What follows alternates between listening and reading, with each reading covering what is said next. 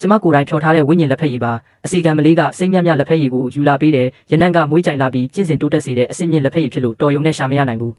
ကျွန်တော်စိတ်ဝင်စားသွားပြီးထိုင်ကတငုံတောက်လိုက်တယ်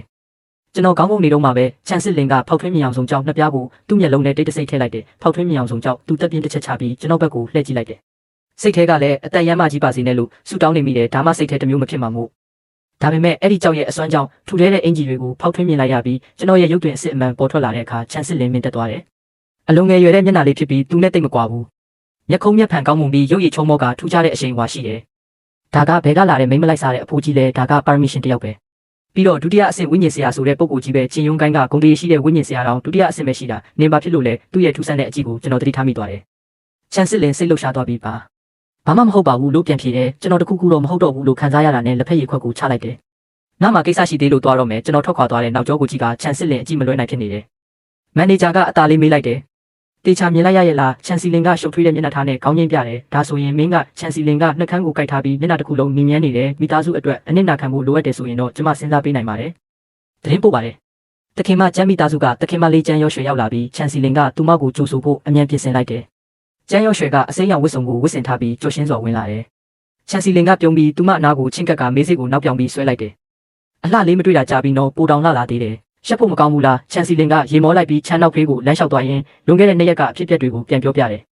ကျန်းရောရွှေကစိုးရိမ်တဲ့မျက်နှာထားနဲ့ကြည့်နေတယ်စီလင်နေတကယ်ပဲဆုံးဖြတ်လိုက်ပြီလားသူကအယမ်းငယ်သေးတာတော့အဲ့ဒီလိုမျိုးအရေးအမြတ်တွေပြောနေတယ်ဆိုတော့သူကလူရှုပ်တယောက်ဖြစ်နေနိုင်တယ်နေ့အပေါ်တာဝန်ယူမှမဟုတ်ဘူးမျိုးရိုးကြီးမိသားစုရဲ့တမိတယောက်အနေနဲ့ဘယ်မှာလွတ်လပ်မှုရှိလို့လဲအခုအနစ်နာမခံရင်တော့နောက်ဆုံးတော့ကိုမချစ်တဲ့သူနဲ့နိုင်ငံရေးအရလက်ထပ်ပေးစားခံရမှာပဲဒုတိယအဆင့်ဝိညာဉ်တခင်တယောက်စီကိုပေးအပ်လိုက်တာနဲ့ဘာကွာမှလဲကျန်းရောရွှေကသူမကိုယ်တိုင်အတင်းကျပ်လက်ထပ်ခိုင်းခံရတာကိုတွေးမိပြီးချန်စီလင်ရဲ့လက်ကိုစာနာစွာဆုပ်ကိုင်လိုက်တယ်ဒါပေမဲ့နောက်ပိုင်းတခြားသူနဲ့လက်ထပ်ဖို့ခက်ခဲသွားလိမ့်မယ်ချန်စီလင်ကတက်ပြင်းချလိုက်တယ်သူကငါ့ကိုလက်ခံပြီးတာဝန်ယူမယ်ဆိုရင်တော့ငါဘဝတစ်ခုလုံးသူ့နောက်ကိုပဲလိုက်ပါမယ်တကယ်လို့သူကငါ့ကိုစွန့်ပစ်ခဲ့ရင်လည်းကိစ္စမရှိပါဘူးငါတခြားဘသူကိုမှလက်မထပ်တော့ယုံပါပဲ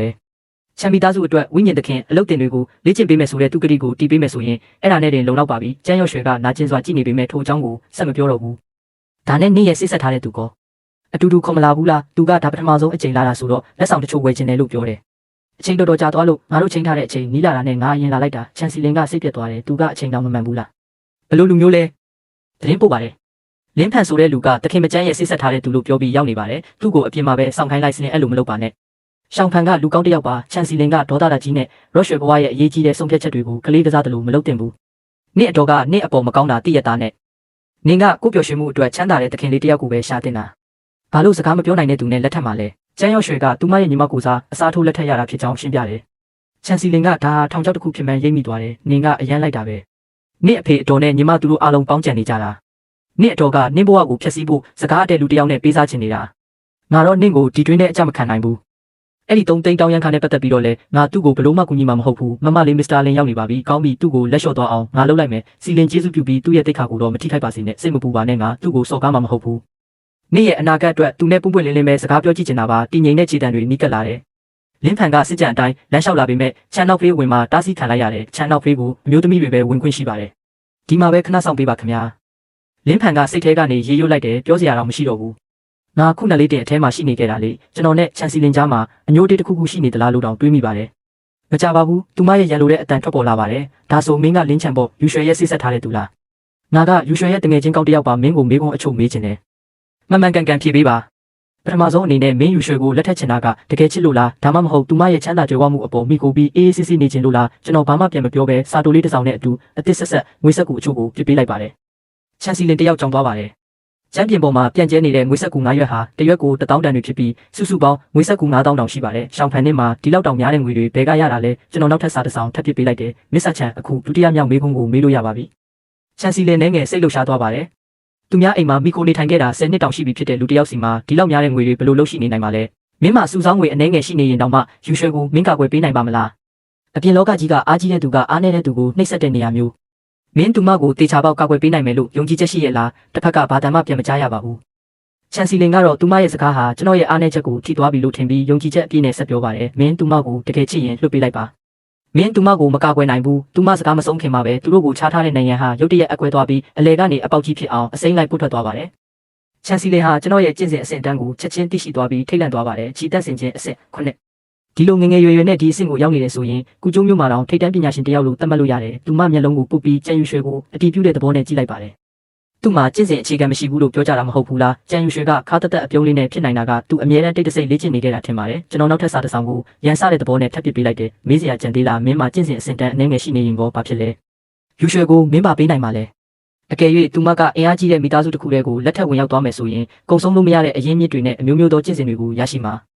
မင်းမှာအဲ့ဒါတွေရှိလားခဏလောက်တိတ်ဆိတ်သွားပြီးနောက်တစ်ခုခုကိုစုပ်ဖြဲလိုက်တဲ့အတန်တဲတဲထွက်ပေါ်လာပါတယ်ချန်စီလင်ကသူမရဲ့စကားကြောင့်ကျွန်တော်စိတ်ဆိုးသွားပြီလို့ထင်ပြီးအနှဲငယ်အာနာသွားကအတန်ကိုလျှော့လိုက်ပါတယ်လင်းချန်ကမင်းကိုတမင်တကာရည်ရွယ်ပြီးတိုက်ခိုက်နေတာမဟုတ်ပါဘူးလူရွှေရဲ့ဘဝကအယမ်းပင်ပန်းခဲ့လို့ပါမင်းသူမကိုလွတ်ပေးပြီးလက်ထပ်တဲ့သူနဲ့လက်ထပ်ပါစေလို့ပဲငါမျှော်လင့်ပါတယ်အကယ်၍မင်းစစ်ဆက်မှုကိုဖျက်သိမ်းပေးမယ်ဆိုရင်နင့်နာကြီးအနေနဲ့ထိတ်တန့်အဆင့်ချီတက်ဆင်စေးရဲ့အချို့ပေးပါမယ်ဒါပေမဲ့အဲ့ဒီအချိန်မှာပဲအထုံးငယ်လေးတစ်ထုပ်လွှင့်ပြန်လာပါတယ်ချန်စီလင်ကသူမရဲ့အစီခံကိုကောက်ခိုင်းပြီးကြံယူရွှေရဲ့ရှေ့မှာဖွင့်ကြည့်လိုက်တဲ့အခါထိတ်တန့်အဆင့်ချီတက်ဆင်စေးရဲ့ငါးပလင်းကိုတွေးလိုက်ရပါတယ်ထိတ်တန့်အဆင့်ချီတက်ဆင်စေးရဲ့ဒါတွေဘယ်ကရတာလဲချန်စီလင်ကြီးကျယ်တုံ့လောက်သွားပါတယ်ထိတ်တန့်အဆင့်ချီတက်ဆင်စေးရဲ့ဆိုတာချန်မီသားစုရဲ့တီးတန့်ထုတ်ကုန်ဖြစ်ပြီးတယောက်ကိုတပလင်းပဲကန့်တက်ထားတာပါတစ်ချိန်တည်းနဲ့ငါးပလင်းလုံးဝင်နိုင်ဖို့ဆိုတာဘလို့မှမဖြစ်နိုင်ပါဘူးဒီလူကတကယ်ပဲချမ်းသာတာပဲကျွန်တော်ရဲ့ကြွယ်ဝမှုကိုသူမအထင်သေးခဲ့မိတာဝန်ခံလိုက်ရပါတယ်ဒါပေမဲ့အထုပ်ရဲ့အောက်ခြေမှာမျက်နှာဖုံးဆုပ်ပြဲနေတဲ့အမီမတိကျင့်စဉ်စာအုပ်တစ်အုပ်ကိုသူမထပ်တွေ့လိုက်ပါတယ်အန်အော်ဒကြီးနဲ့ကောက်ယူပြီးပထမဆုံးစာမျက်နှာကိုဖွင့်ကြည့်လိုက်တဲ့အခါမှာတော့သူမထိုင်ကုန်ကနေ trap မိတဲ့အထိတုံးလောက်သွားပါတယ်အဆင့်မြင့်အဝါရောင်အဆင့်စိတ်ကျင့်စဉ်ကုကျိုးမျိုးရဲ့အင်အားအကြီးဆုံးမိသားစုတွေတောင်လေ့ကျင့်နိုင်တဲ့အကောင်းဆုံးကျင့်စဉ်ဟာအလယ်လက်အဝါရောင်အဆင့်သာရှိတာပါဒါပေမဲ့ကျွန်တော်ကကျန်ယူရွှေကိုဘယ်အင်အားကြီးမိသားစုမှမပေးနိုင်တဲ့ထိတ်တန့်အရင်းမြစ်ဖြစ်တဲ့အဆင့်မြင့်ကျင့်စဉ်စာအုပ်ကိုပေးလိုက်တာပါကျွန်တော်ရဲ့စာတိုလေးထက်ရောက်လာပြန်ပါတယ်မေးစရာအကြံသေးလားကျွန်တော်ကိုလက်လျှော့သွားအောင်ပြောဆိုဖို့ကြံရွယ်ထားတဲ့ချန်စီလင်တယောက်သင်ခန်းစာကောင်းကောင်းရသွားပါပြီထင်ရှားတဲ့မိသားစုကအမျိုးသမီးငယ်တယောက်အနေနဲ့သူမဘယ်တော့မှဒီလိုဆက်ဆံမခံခဲ့ရဘူးပါဘူးသူမသွားကိုကြိတ်ပြီးဓာတ်ကိုဆွဲထုတ်လိုက်ပါတယ်မင်းထွက်လာခဲ့မရှိမှမင်းဘလောက်ထိရောက်တက်ရပြောနိုင်အောင်မလဲဆိုတာကြည့်ရသေးတာပေါ့စီလင်တော်ပါတော့ငါတို့စကားပဲပြောမယ်လို့သဘောတူထားတာလေဘာလို့တိုက်ခိုက်ဖို့လုပ်နေတာလဲကြံယူရွှေကသူမကိုတားဖို့ကြိုးစားပါတယ်ငါ့ကိုမတားနဲ့ဒီနေ့သူ့ကိုငါသင်ခန်းစာပေးရမယ်သူမရဲ့ဒေါသတကြီးကြည့်နေတဲ့အကြည့်တွေအောက်မှာစိမ့်ဖန်ဖန်ဝစ်စုံဝစ်ထားတဲ့အရက်ရှိရှိလူရည်တစ်ခုဟာလက်မင်းတကားဝါကနေဖြင်းချင်းစွာလက်လျှောက်ဝင်လာပါတယ်ကျွန်တော်ရဲ့ပုံရိပ်ဟာသူမရဲ့မျက်ဝန်းတွေထဲမှာထင်ဟပ်သွားပါတယ်တစ်ချက်ကြည့်လိုက်ရုံနဲ့တင်ချန်စီလင်ဟာလျှက်စီးအပြစ်ခံရတယ်လို့မျိုးနေရာမှာတင်ကြောက်ရွံ့လို့မှင်သက်ပြီးကြံရစ်ခဲ့ပါတော့တယ်